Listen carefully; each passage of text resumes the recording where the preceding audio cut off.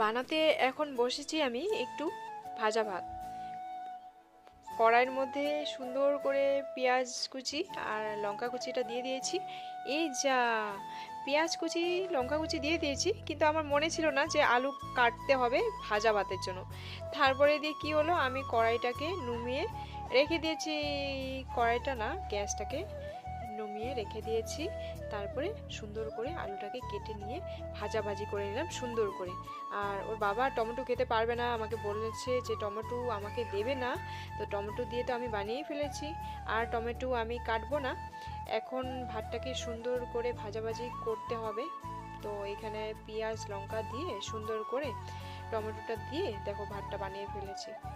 এখন ভাতটা রেখে দিয়ে আমি চলে যাচ্ছি রুমগুলো। দেখো কত সুন্দর কালার করেছে। তোমাদের কাছে কালারগুলো কেমন লেগেছে?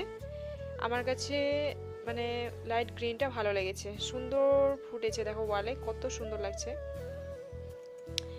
যাই হোক, পরে দিয়ে করা যাবে নাকি, এখন বাদ দিলাম এইসব কথা। এখন চলে এসেছি ক্ষেতের দিকে। খেতে দেখো কত সুন্দর সুন্দর শাক সবজি হয়ে গেছে, এত সুন্দর সুন্দর শাক সবজি হয়ে গেছে। এখানে আছে লাফা শাক, তারপরে আছে ধনে পাতাগুলো একদম মানে বুড়ো হয়ে গেছে, সব আর খাওয়া যাবে না। এখন আর সময় নেই ওসব খাওয়ার, পিচি হয়ে গেছে। তারপরে আছে অনেক কিছু গাছ, তারপরে তোমাদের দেখানো আছে অনেক কিছুই, বাকি একটা ভিডিওর মধ্যে দেখানো যাবে না, আমি আবার অন্য ভিডিওর মধ্যে শেয়ার করছি। ঠিক আছে, তো চলো টাটা।